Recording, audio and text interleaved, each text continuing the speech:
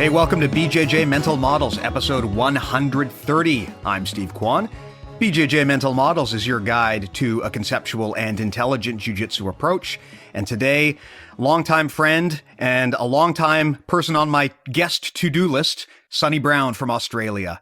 How are you doing, buddy?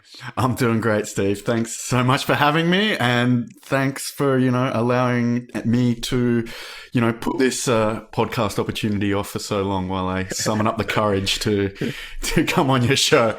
Yeah, not to disparage the guest, but I mean, this might be the worst return on investment I've ever had in terms of effort to book a guest. You and I think I guested on your show. I want to say it was over a year ago, right? I think the pandemic had just started around that time. Yeah. And right afterwards, we said, oh, yeah, we should get you on BJJ Mental Models at some point. And flash forward, I think over a year, here we are. Finally, it happened. Good things come to those who wait, I guess.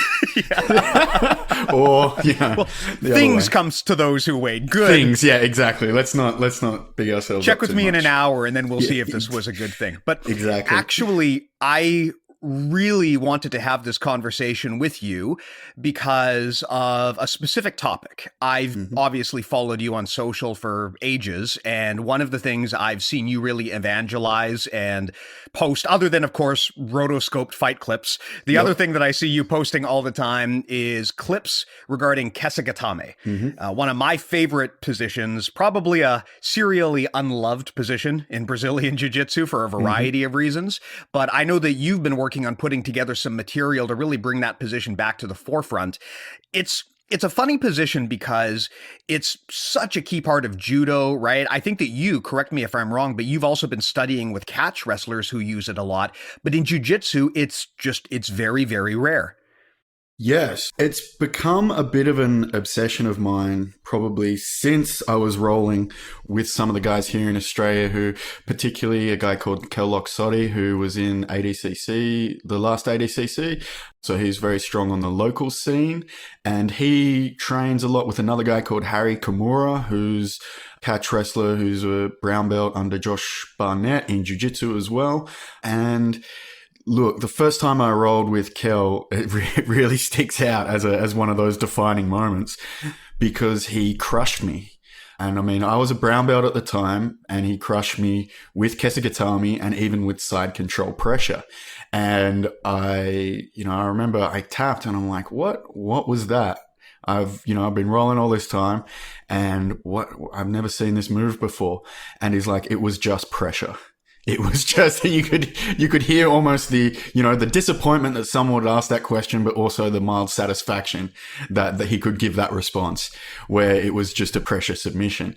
And that kind of set me on a bit of a path of just exploring it a bit more, because I felt like as a black belt, the ability to put that kind of pressure on someone just from a regular position, just a standard position, putting that pressure on is a skill that I kind of wanted to develop myself.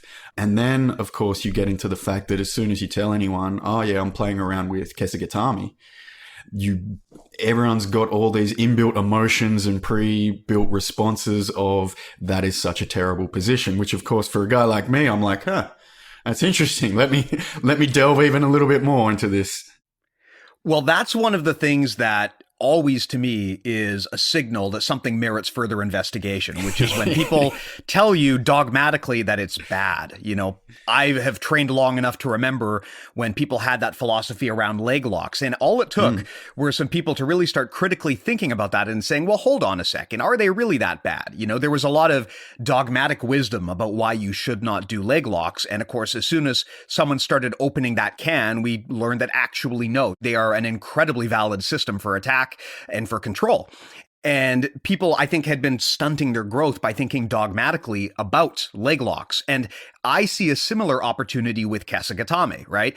I started training jiu-jitsu under a guy here in Vancouver who used Kesa Gatame.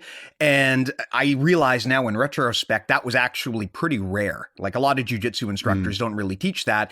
And I liked the idea of the technique, so I started using it a lot. And what I found was, people started immediately telling me, oh, well, that's cool and all, but you got to be careful using that technique because it's not going to work because of X, Y, Z. And I just kind of stuck with it and kept using it.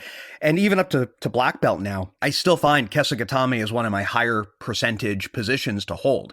I find that if I can get someone to that position, there is an extraordinarily good chance that I will either tap them or at the bare minimum just make their life miserable, which I think you should get points for under IBJJF. Yeah. I mean, so let's maybe talk about the position first, because I'm sure most of our listeners probably know what Kesa Gatame is, but just in case you don't, right? It's a Japanese position that, as far as I know, derives from judo. It's translates roughly to the scarf hold, so you might have heard it called that. The idea basically is you're in side control and you get a headlock on someone, right? You're kind of like sitting on your side, you're laying towards them.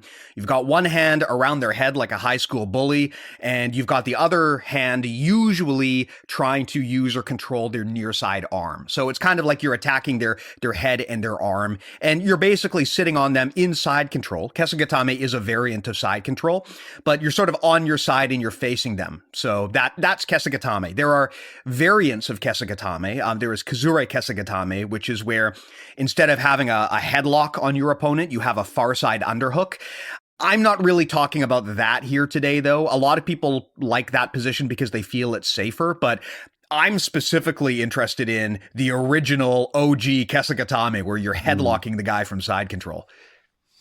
Yeah, so I mean, pretty much with Kazure Kesa Gatame, that's not controversial for a lot of people. Like, no one kind of suggests that you're going to run into those, any sorts of issues there.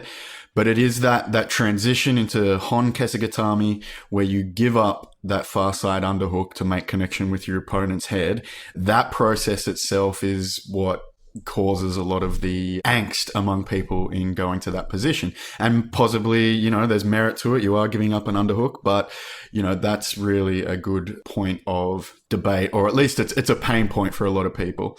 So one interesting thing is that Kazure Kesa Gatame and Hon Kesa Gatame. So Hon, I believe, all these are just translated through Google Translate, is true. So like it's the true Kesa Gatame. And Kazure actually means like a decaying or like decayed Kesa Gatame. And so many people just use it to say modified, but it's actually like a decaying of the original position. So it is the original position is the Hon Kesa Gatame, and it decays into that Kazure position. So whether that you can take anything tactical from that, I'm not sure, but it is interesting to note. So with Kazure Kesa Gatame, basically it's like side control. You have a far side underhook and you're facing your opponent. Really, that's what Kazure Kesa Gatame is. A lot of people say in jiu-jitsu that position is safe, and they advocate for that over traditional. But I think the reason why they feel that way is because, of course, it's going to be harder for the guy to, take your back or something if you've got that underhook. But it's also a lot harder for you to do anything, right? I mean, yes, you're holding your opponent there with an underhook, but now both of your hands are kind of consumed, and you're not really able to isolate your opponent's arm and head to the same extent. So yeah, maybe it technically is a bit safer. I'm not even sure if that's really true, or maybe it makes you feel safer. But I personally prefer traditional Kesa Gatame because it's just so much easier to set up attacks from there. So I guess something that we should maybe do is actually talk about some of the myths of Kesa Gatame and maybe bust them, right? The one, I think, big myth that people always tell me when they say don't do Kesa Gatame, they say don't do it in jiu-jitsu because your opponent will take your back. I'm pretty sure that's probably the number one go-to reason why people don't like this position. Is that aligned with your experience, that people always say, oh, Kesa Gatame, you're just giving up your back? 100%. I mean, that is definitely the biggest thing that's going to come up. And I mean, it is the common thing that's taught when, to white belts. If they're, showing headlock escapes, self-defense escapes, the first thing they're going to do is, take you back as the counter to any sort of Kesa Gatame or headlock, which of course is it is possible, 100%. You got to be good at your Kesa Gatame to stop that. You got to be confident in it. You've got to have your pressure and weight right to shut it down. But when you do get your pressure and weight right and your technique down, it does become very, very difficult to actually take someone's back from there. And it's not just me saying that. I've found on Ryan Hall's Open Elbow DVD, I think it is, he makes reference to the point, kind of pointing out the same thing, that, hey, if people get good at this position, it is actually going to be exceedingly difficult to take their back from there. And even, John Danaher, who wants to argue with him, I think it's in the Kimura DVD, he even makes a point of saying that, if people get good at this position, it can be very, very hard, or he probably would say shockingly difficult, or one of those ones, to actually take people's back from there. So, it is a position that, despite that common belief that, it's an instant back take, if you get good at it, it certainly doesn't play out like that. Yeah, it's an interesting argument that you should not play this position because there's the possibility of losing it. Like, you could make that argument about any dominant position, right? Mm-hmm. I could say, don't play mount because there's a chance that your opponent is going to hip bump you and now you'll be on the bottom. I could say, don't play back mount because there's a chance that your opponent will turn around and now you're on the bottom in guard, right? But no one ever makes those arguments. But for some reason in Kesa Gatame, people always make this argument. They say, don't play this dominant position because there's a percentage chance that your opponent might invert it on you.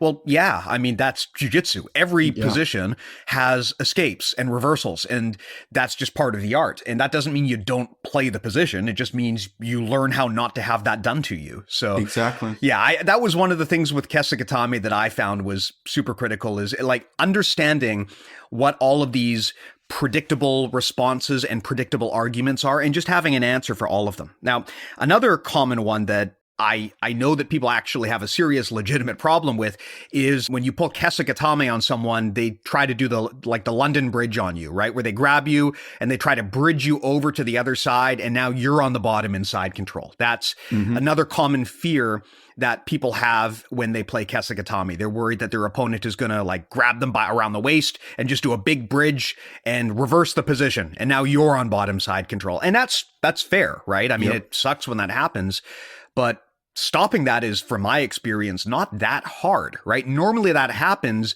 when you're leaning too far over top of your opponent.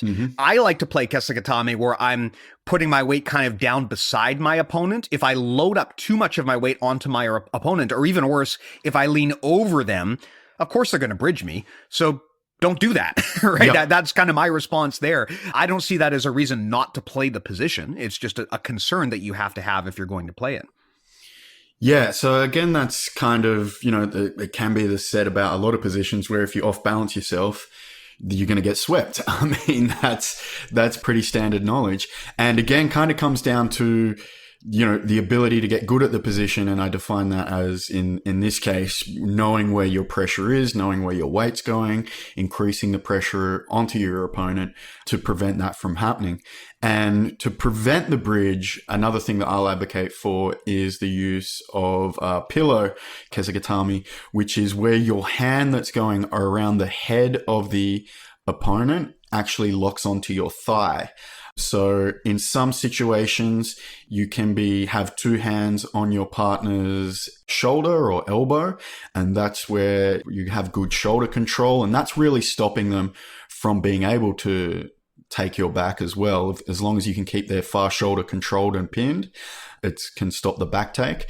But if you play the pillow scaffold, pillow Kesa Gatame, where your hand is on the thigh, that frees up your other hand to then do attacks, but it's also free then to post if they do go for the bridge, and can be a good way of preventing that roll from happening. The other things that you can also do is you can bend the opponent's neck as you are part of the Robinaki crew, misalign their spine.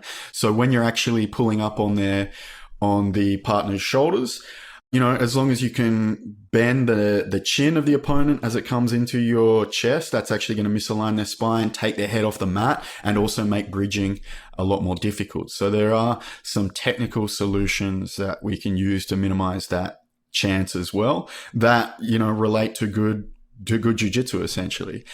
So part of those, going back to the positional arguments that we brought up is, as you said, like people bring this up too with with Kesa Gatame, but never with any other positions. And I mean, the big ones for me, in my mind, is, we should then never go for a standing guillotine because you're going to get taken down like 100%. And, you should never switch to an armbar from mount because you're giving up dominant position and they can escape the armbar and end up on top and you've just given up position.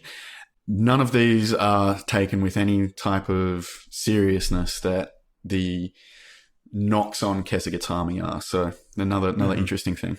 Yeah. When I was a white belt, absolutely. If I tried to guillotine you, good chance you'd take me down. If I tried to armbar you for mount, good chance I'd lose the position. But let me tell you, black belt, Steve, that's not going to happen. If I do a standing guillotine on you, I'm going to get that guillotine, right? Exactly. If you know how to really control a lever, like if I have a true guillotine on you, like you're not going to shoot a double on me. It's just not going to happen. And similarly, if I'm mounted on you and I'm going for that armbar, if I really have your structure broken, I don't have to worry about falling to the side. Like I'll just finish you sitting on your chest. That's totally fine by me.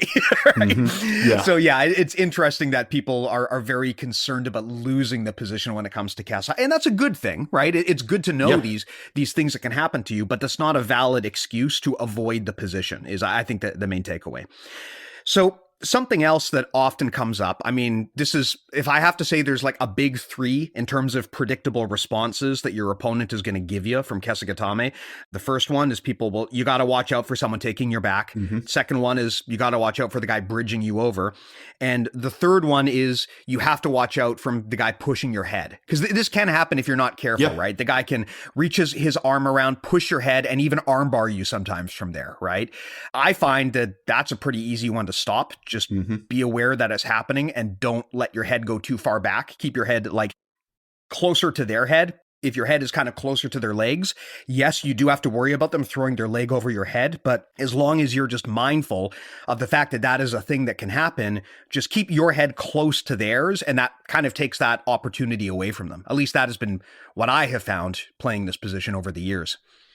Yeah, so yeah, exactly correct. When you are playing the position, you should be keeping your head low and tight to the opponent so that they, don't have that opportunity or the space to push your head up.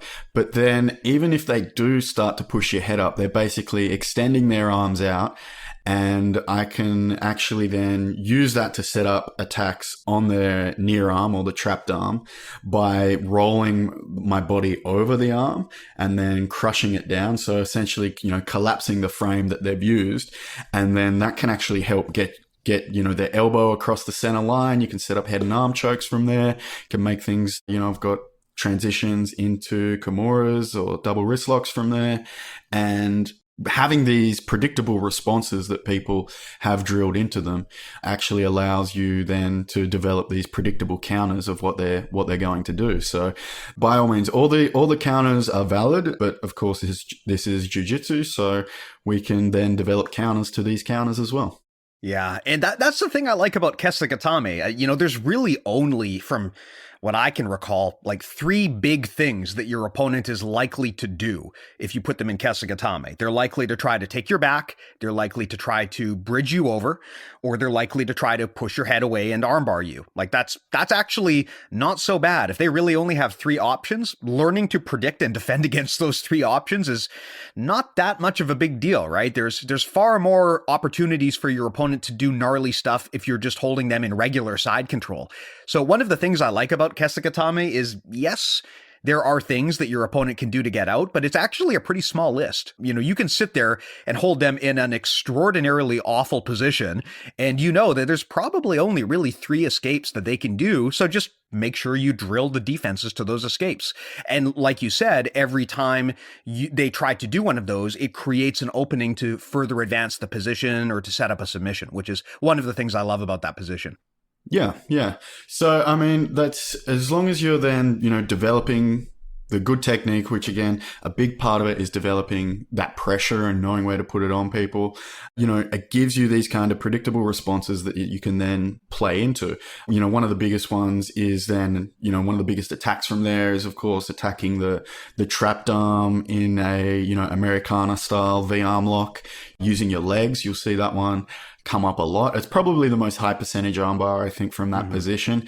And, one thing that you can do in there, in the position is you can put a lot of pressure on the opponent. You can crush them, but once you get skilled at it, you can actually take that pressure off if you want to be nice to them. And it makes, finishing that armbar, just in side control, just locking someone down, finishing that armbar, you can actually use it as kind of a gentle way to just tap someone who maybe is, just flailing about a bit too much, and you can just stay safe and just be, real gentle in putting those armbars on. So it does give you a lot of different options in doing that. Although the developing that pressure and that, even the pressure from side control is one of those things, Steve, that it's certainly, by black belt, most people have got it down. But if there's any way that you can think of to increase the rate of how you can develop someone's pressure on top and just that weight sensitivity, that would be, a good one to hear, because that's one of my current things, is trying to figure out how we can, make people get that heavy pressure on top by just, putting the weight on their toes, removing, putting all the weight on the opponent. And just because it takes a lot of that, fine motor skills to be able to do that.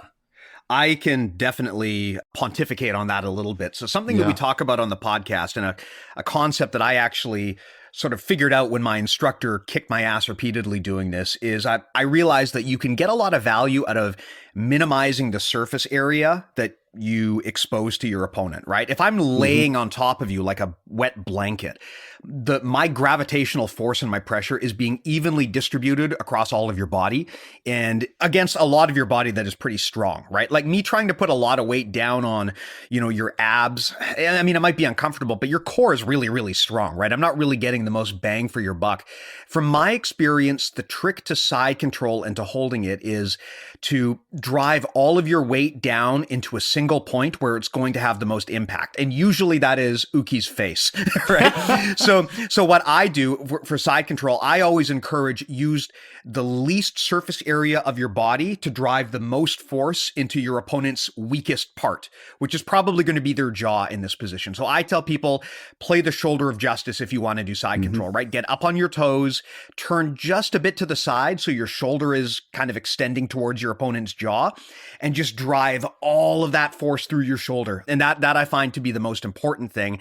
Now, if your opponent is good, they're going to know that the key to getting out of side control is constant motion, right? That's, I mean, if they just sit there and do big explosive movements, it's actually going to make life worse for them. So a good player on the bottom is going to be making small micro movements to try to get out of there so that you can never settle your weight down. And the person on top, then, they need to understand that if the guy on the bottom is squirming, the correct response is not to try to clamp down further. It feels like it should be, but it's not. The correct response is to react and move with your opponent and switch side to side and burn them out. If you just sit there and try to desperately hold a position while your opponent is making movement, it's hard. So when it comes to side control, my general advice is put the most force down through the smallest surface area onto the weakest part of your opponent's body, and to understand that you need to be reactive to your opponent's movement. And the same thing applies for Kesa Gatame, right? If you feel like this is where people get screwed up in Kesa Gatame. Their opponent is in the process of escaping and they try to hold that headlock for all it's worth. Like, maybe if I just, my opponent's about to get to my back, but maybe if I just hold this headlock harder, they'll stop. And it's like, no, that's not going to work. If they're out, they're out. And it's now time for you to transition on to the next thing. If you try to hold on to a position that your opponent is escaping, you're one step behind the game there. So that's the general advice I have for any side control position, whether it be Kesa Gatame or whether it be traditional side control. Yeah, that's fair. The way I look at the position Kesa Gatame is like a ride in wrestling, where you have to be constantly readjusting your body position and just to keep the weight on the opponent, and obviously not let them get the angle on you to potentially take the back. So I'm always talking about keeping the leg that's near your opponent's head, keeping that in line with their head. So keeping it in line with their spine. And if they make any slight movement off center, you've got to be readjusting that leg immediately so they can never get the angle on you. And then The other way that Kesa Gatame allows you to increase the pressure is, and this is part of the Kesa crush, the fat boy choke, the the submission that Josh Barnett got delisted in at Metamoris is probably where people are most familiar with. After 20 minutes, of exhausting battle, one caveat there, but that's where you're actually then rolling your opponent's shoulders up off the mat. And by doing that, you're reducing the surface area of their body that's making connection with the mat, which then has the effect of putting the same amount of pressure through a smaller amount of surface area, which is then for the opponent feels like that you've just increased the pressure up to, exponentially, basically. That's where it gets the name of 270 choke by Eric Paulson, or if you did happen to catch that podcast I did with him, it was we renamed it to the 125 kilogram choke for the people on the metric system. Well, this is another thing I want to talk about here, which is there is a perception that Kesa Gatame is a big boy hold. And I mean, I'm not going to lie, like, if a big person does it to you, it sucks. It really does. But that's true of any top pin, right? Like I don't care if you're, really good at jiu-jitsu or not. If you get me in side control, if you weigh 300 pounds, it's probably going to be a bad day at the office for me. But Kesa Gatame gets this reputation as being a move that is for big guys. And what I have found, I mean, even at white belt, I was kind of infatuated with this hold. And, white belt Steve was not that heavy. I mean, granted, the pandemic has taken a number on me. But prior to this, back when I was training, my weight class was around like 160 pounds. And I used Kesa Gatame all the time, right? Often against much larger opponents. I remember I was sparring with a guy and I held him in so much pressure it broke his tooth in that position. Like, Kesa Gatame is no joke. And yes, it's going to suck harder for your opponent if you're a big guy, but that's true of almost any topside pin. And I don't see any reason why a smaller person can't use Kesa Gatame. I would like to get your thoughts on that as to whether you think it's really a feasible pin for a smaller person. Yeah, I think that it's kind of like you have to admit that if you are bigger, like you said, pretty much any position's going to have increased, ability to hold, increased ability to put pressure down and put your weight down on the opponent. But it's still the same thing holds true then with Kesa Gatame, that a small person can make it work for themselves, and sometimes even in, a better fashion, as they are able to readjust and, use what weight they do have to the maximum effect. And I mean, that, I guess, kind of philosophy does run counter to a lot of Brazilian Jiu-Jitsu, where the idea that, size shouldn't matter and weight shouldn't matter. So you're not, they're not looking in ways to use the weight effectively. They're not always looking to ride and put pressure down onto the opponent, at least in the traditional sense, right? But obviously any competitor is going to be looking to put their weight down on you as much as they possibly can. So, I mean, I've seen it work with smaller people on bigger people. And I mean, personally, I actually use it myself on bigger people because what I actually found, like with those escapes that we talked about, especially the taking the back or, trying to throw their legs around and, put their legs up over your face.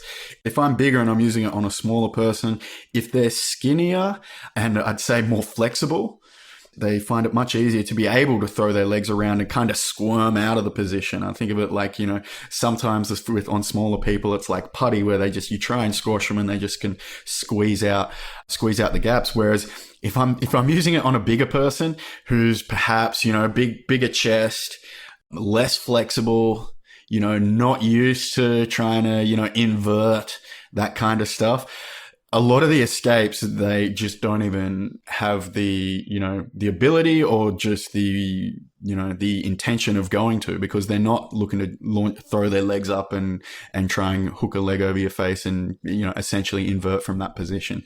So for me personally, I get higher percentage using it on larger people than, sometimes there's some people I can just look at where they're lanky, bendy, flexible people, and it's like they're actually the people who are going to give me a problem holding the position. Yeah, it's if you really want to demoralize a larger opponent, like nothing is more demoralizing to a big guy than a little guy holding them in Kesa Gatame. It will break their spirit. It's like taming a stallion. It's quite an incredible thing to do. So you bring up a good point though, which is, we talked about how the number of predictable escapes and reversals from Kesa, there's really not that many things your opponent can do. But the interesting thing, as you astutely pointed out, is that you can often predict what your opponent is going to try to do based on their body type. Yeah. If I'm sparring against a small, squirmy guy, if I put him in Kesa Gatame, I can be pretty sure that he's not going to try to bridge me over. Like odds are he's going to try to get his head out and take my back, or he's going to try to push my face away and throw his leg up and armbar me. So I can pretty easily know what he's going to try to do. Whereas with a big guy, if I get Kesa on a big guy, I can be almost assured that he's going to try to bridge me, right? It's very unlikely if I'm sparring against a big dude that he's going to try to throw his leg up and armbar me. And he's going to probably, if he's big, have a hard time pulling his head free. So odds are he's going to try to bridge me. So, okay, if I know what he's going to do, it's a lot easier for me to defend against it when he inevitably tries. And, Kessa is one of those funny positions where when I'm going into that position, I like to pay particular attention to the shape and size of my opponent's head and neck.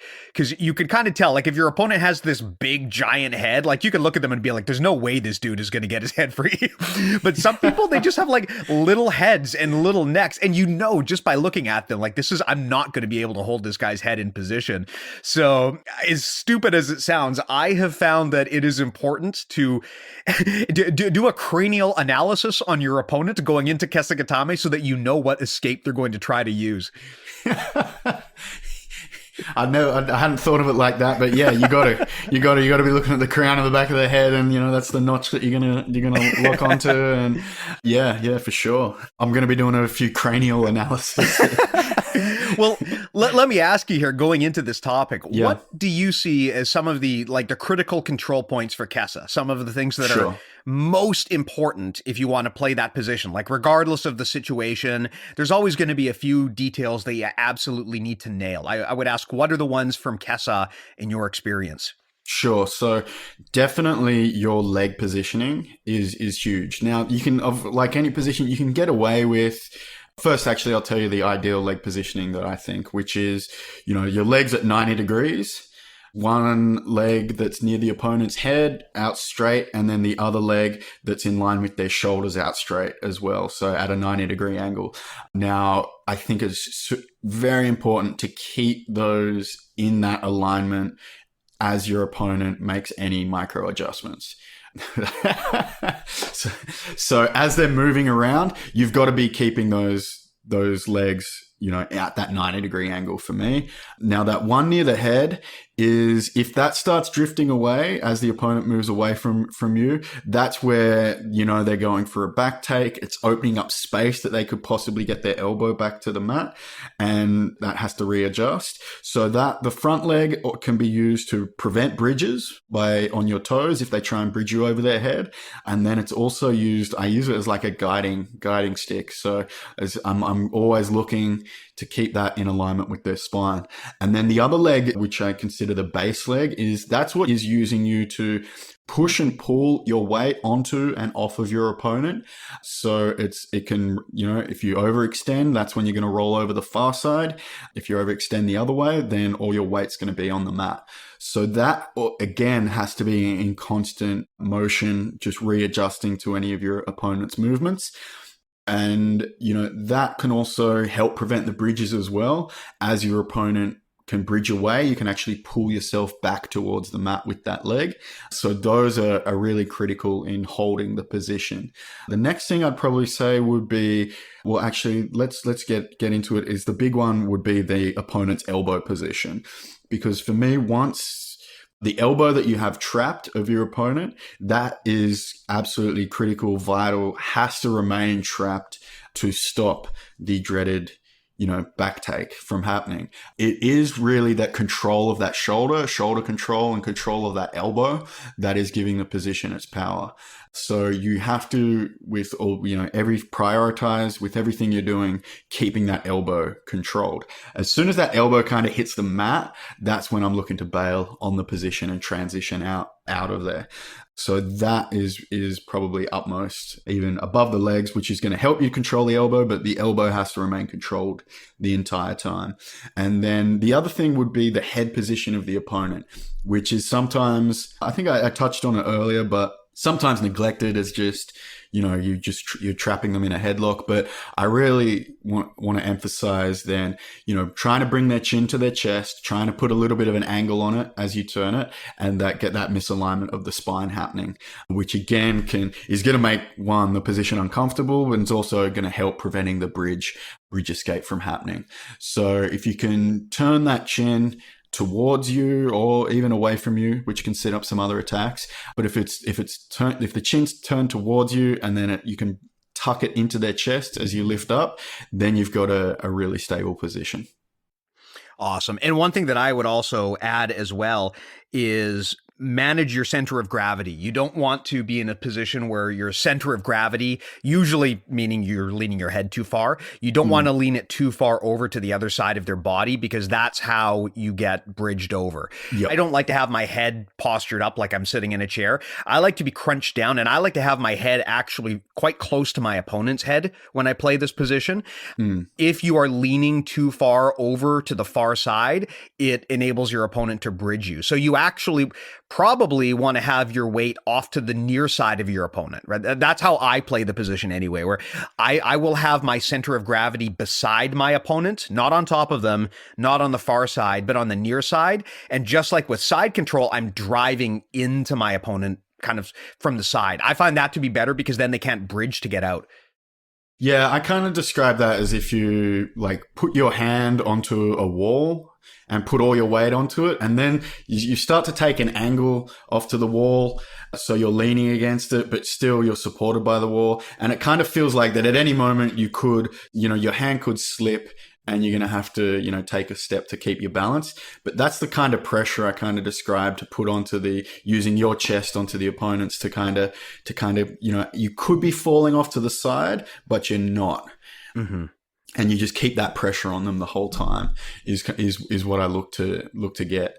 And yeah, that's can make it really uncomfortable. And of course, the center of gravity is huge. And that's, the ability to develop that, the awareness of your center of gravity is crucial in this position, as it is in any top side position, I think, as well.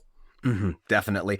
And in my opinion, one of the most crucial details is something that you mentioned, which is managing their near side elbow. If you let that touch the mat, you're in big trouble, because they'll get your back, or they'll get up to turtle or do something, right? And then you're in a bad position. That to me is actually probably the single most critical detail, is just you've got to keep that near side elbow off the floor.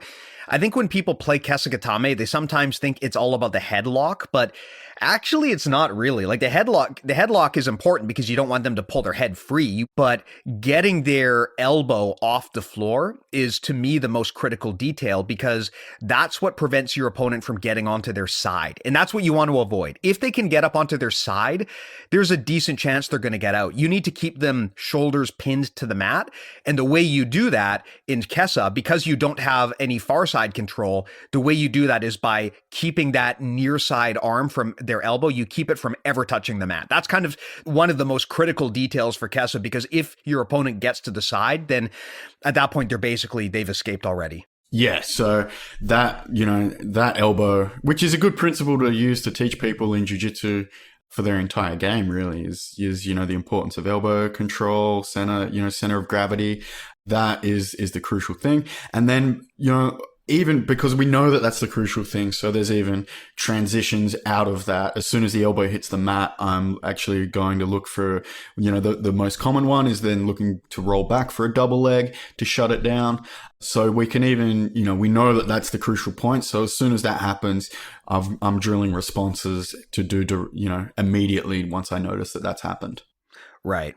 Cool. So I think that gives a pretty good breakdown of the position. I guess what I'd like to know now from your perspective, how do you bail? Like what do you do if it's not working? What is your plan B if you try Kesa Gatame and you know you're just not going to be able to hold your opponent there? What do you like to transition into or out of?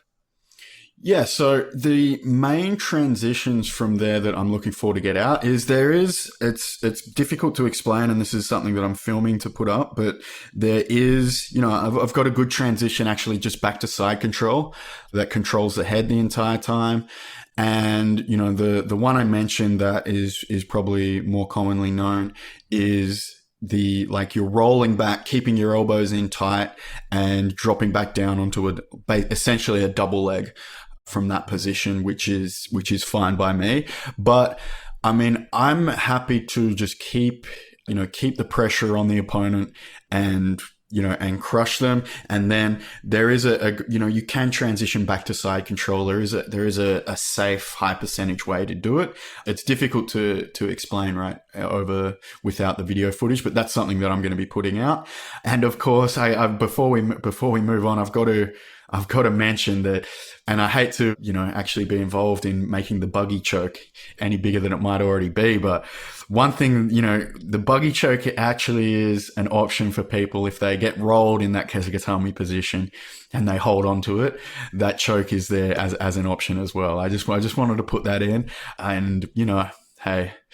If I'm not really advocating the use of the buggy choke, but hey, maybe go for it. If it's works for you, certain body types, go for it. So there you go, listeners. If you're into meme chokes, here's a meme choke for you. Meme chokes, exactly. exactly. For me, if I'm trying Kesa and I feel like, okay, this just isn't working, I need to get out of here. What I like to do is, first and foremost, I transition back to a more traditional Kesa if I was in like the pillow version. By the way, I love that you call it the pillow Kesa. Like, you're talking about a pillow scarf hold. And at this point, this sounds way more cozy than it actually is if you're the guy in the bottom.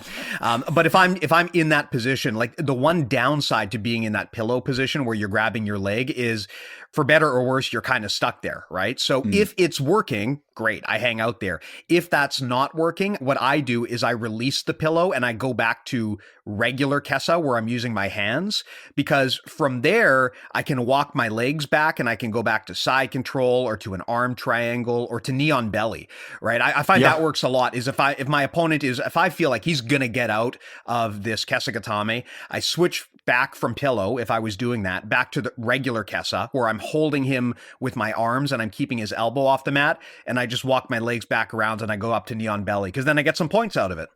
Mm-hmm. Yeah, that's a good transition too. And of course, there's, you can get savvy at taking mount from there. So there are these transitions out of the position, which is probably another big one that I have heard, is that, like, once you get there, you're stuck.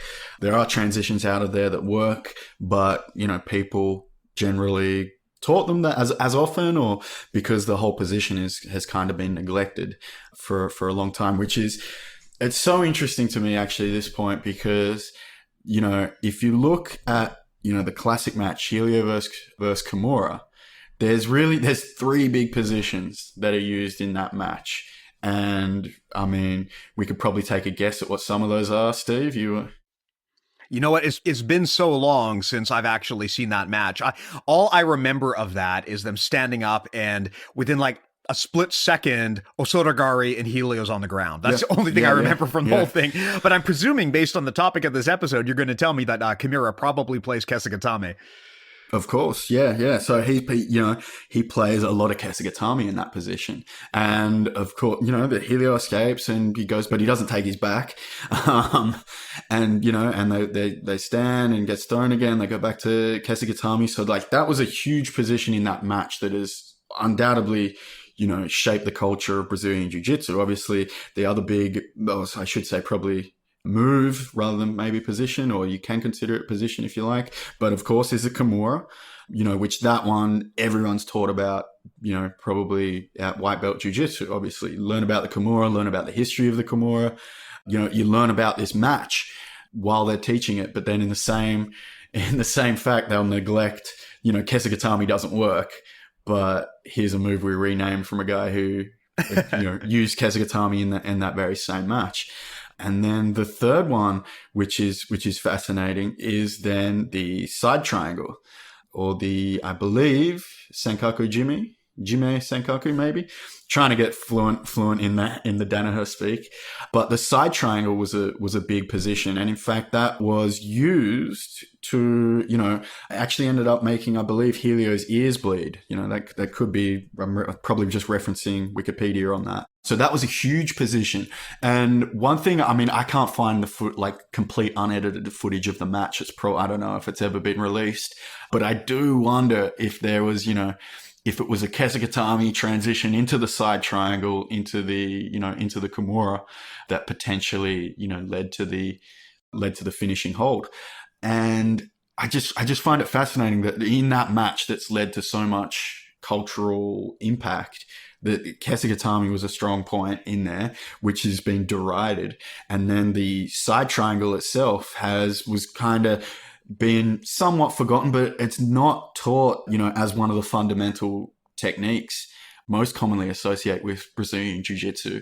And to me, I just find that fascinating because, of course, obviously Danaher now has it on his Triangle DVD.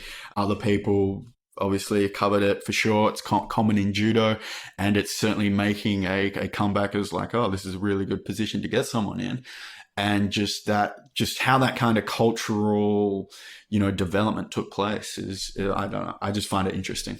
I could be wrong here, but if we're speaking Japanese, I think the side triangle is Yoko Senkaku Jime. Yoko Senkaku Jime, that's it. Senkaku Jime is like standard triangle. So that's it. There you go. But it is interesting how like a lot of these positions, they don't evolve because people have it in their heads either that it's just there's something wrong with that position, or maybe it just never caught the zeitgeist and it never became a big thing. I think, like we've established here in this episode, that Kesa Gatame is an awesome position. I love playing that position, but I remember when I started it, I also had that fear of, okay, when I get to this position, there's nowhere to go from here. I kind of felt the same thing. And I think that prevented me from developing that position for a while. But after playing it as much as I have today, I now have a whole series of transitions out of Kesa Gatame. So I find it to be actually an incredibly powerful position if you want to transition into and out of. So I don't buy that argument that once you get there, there's nowhere to go. Like you need to be willing to transition and not be so committed to Kesa Gatame that you're holding on to it even when you're losing the position, right? But that applies to anything in jiu-jitsu, right? You never want to overcommit to something if you can avoid it. Yeah, and then knowing to, when that time is to bail, when, and having the confidence in the transitions out of there that you are willing to make that step. Because, of course, you can tell people as soon as the elbow hits the mat, you got to go. I think you got to get out of there before the elbow hits the mat. If your opponent's elbow hits the mat, you've already lost the position. Like what I think, I kind of look for 3 red flags, right? Red flag number 1 is, I think my opponent is going to be able to get their elbow to the mat. Red flag number 2 is, I think my opponent is going to be able to get their ears out of the headlock, right? If they can get their ears out of the headlock, they can get the rest of their head out of the headlock too.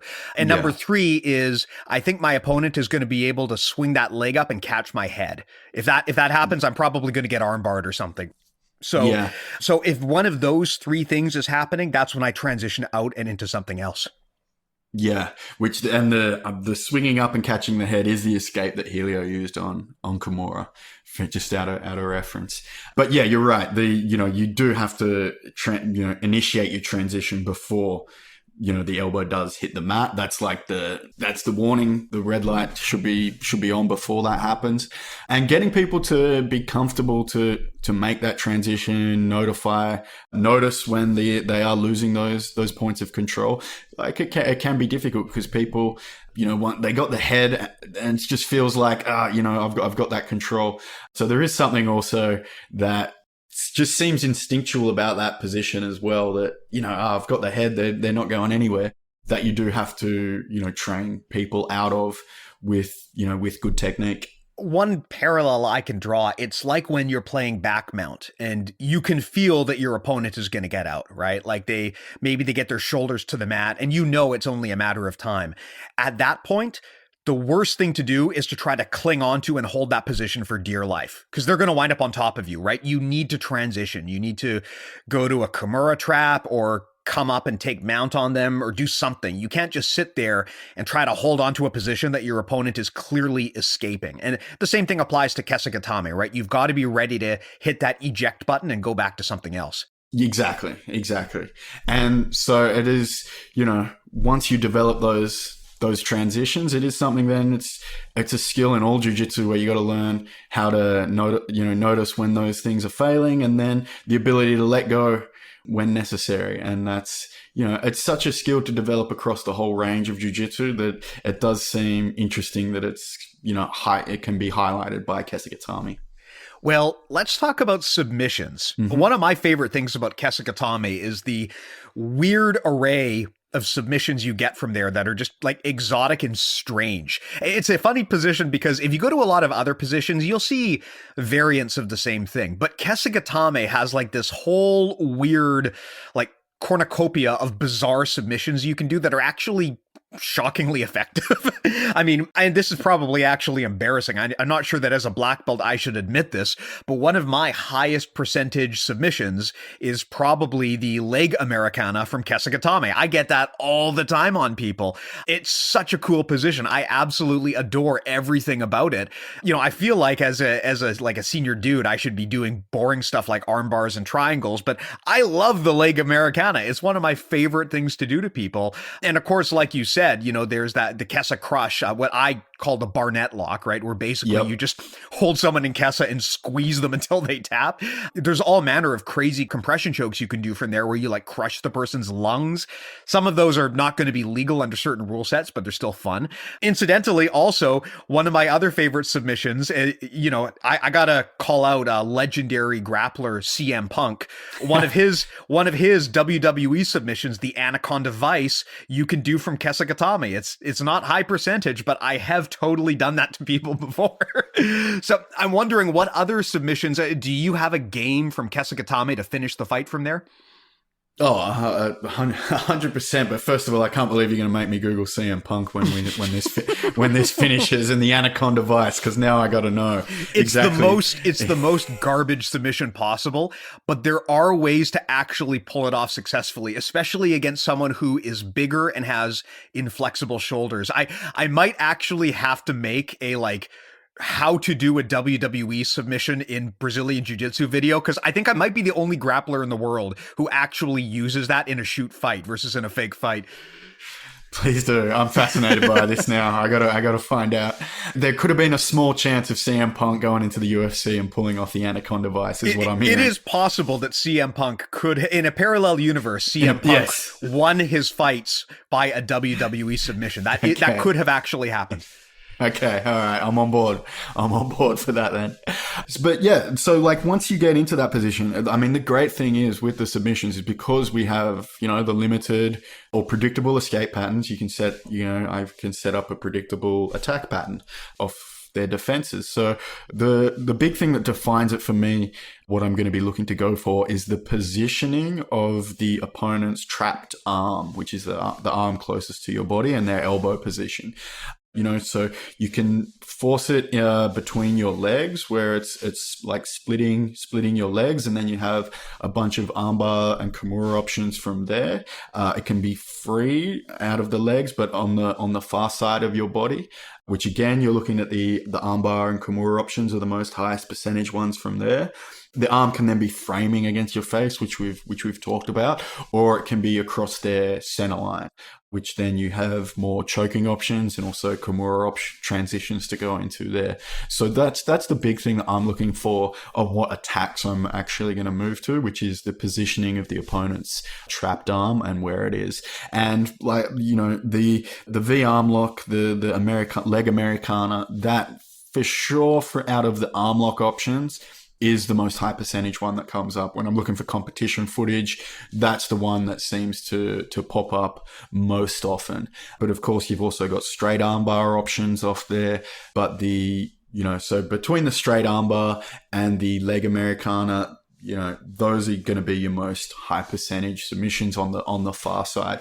There are, some wrist locks and stuff too, which can pop up, but I mean, I'm not really focused on those ones, because if you wrist lock someone from Kesa Gatame, I mean, then it's just, you got them with the most memey subs happening right there. Well, second most memey. We already covered the buggy choke, right? So exactly. So, I mean, if you can't tell, I do enjoy a good meme sub. there is some fun in that. And of course, the other big one.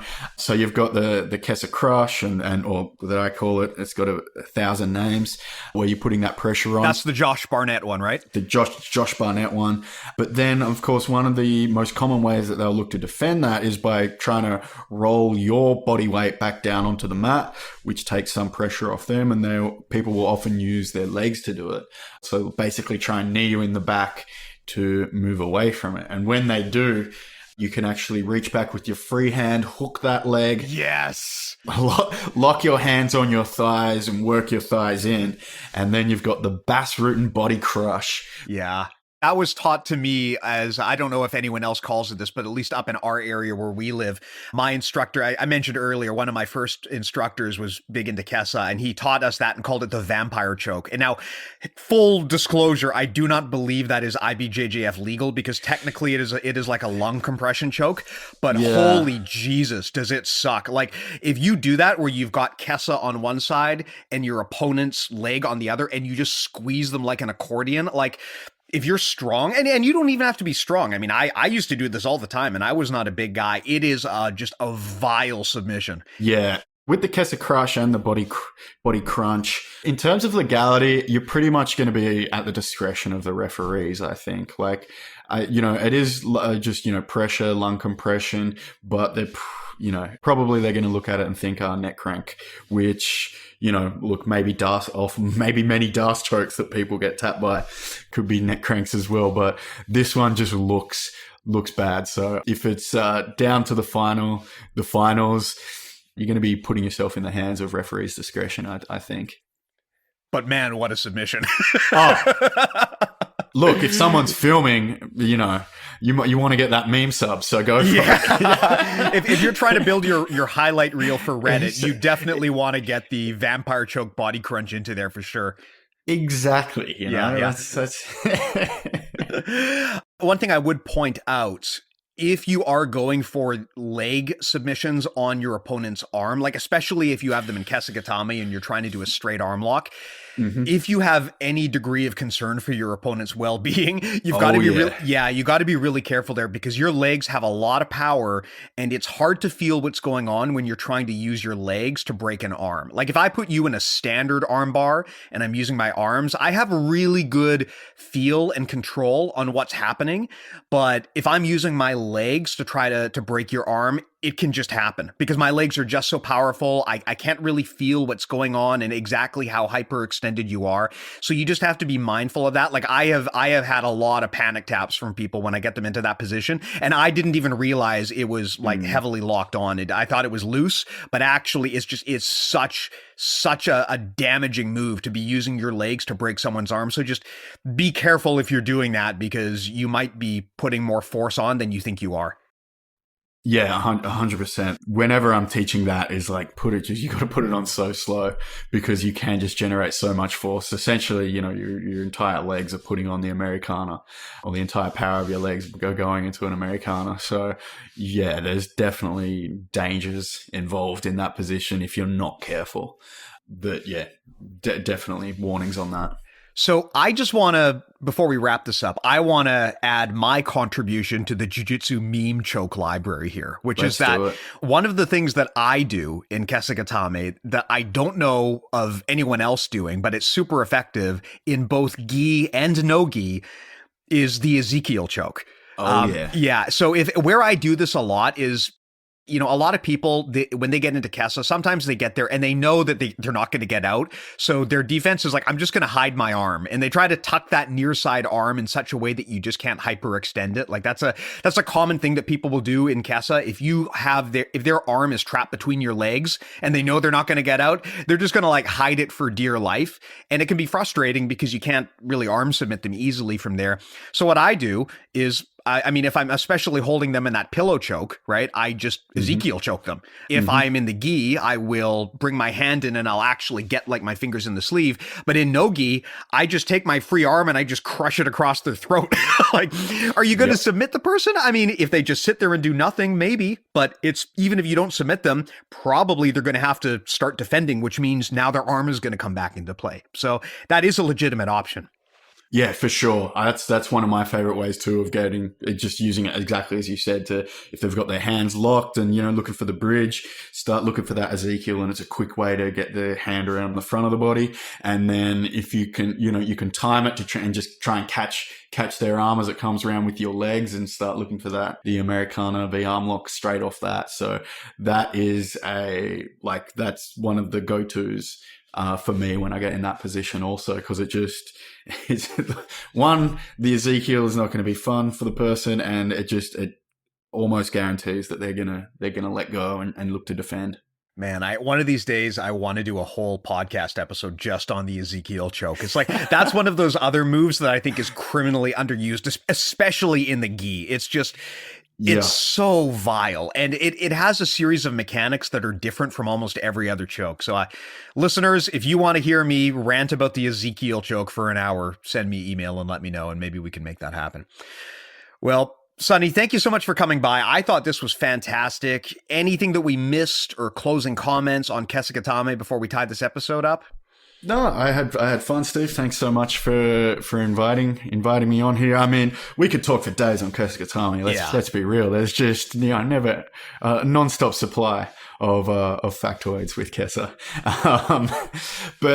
So I have recorded instructional on Kesa Gatame that I'm going to be looking to put out, which is really, I've really focused on, putting it into a system that you can transition into all of the high percentage attacks of the, of the Danaher system. So I've got transitions into leg locks and onto the back, Kimuras, as I think that's probably, if anyone's going to play it, that kind of negates a lot of the criticisms of it if you're using it to then get into the high percentage moves as well.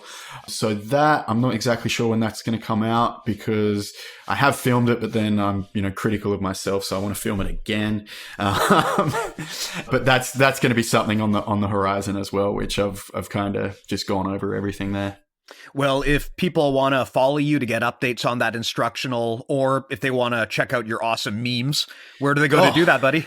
Of course. So Instagram seems to be the most active place at the moment, which is Sonny Brown Breakdown on Instagram, also on Facebook under Sonny Brown Martial Arts, I think at the moment, Twitter under Sonny Brown. And of course, you can check out the podcast. I've got Sonny Brown Breakdown. If you're looking for episodes to listen to, there's one with a gentleman known as Steve Kwan, and there's also one with Matt Kwan as well. So you could see who's your favorite is pretty much what I'm putting forward.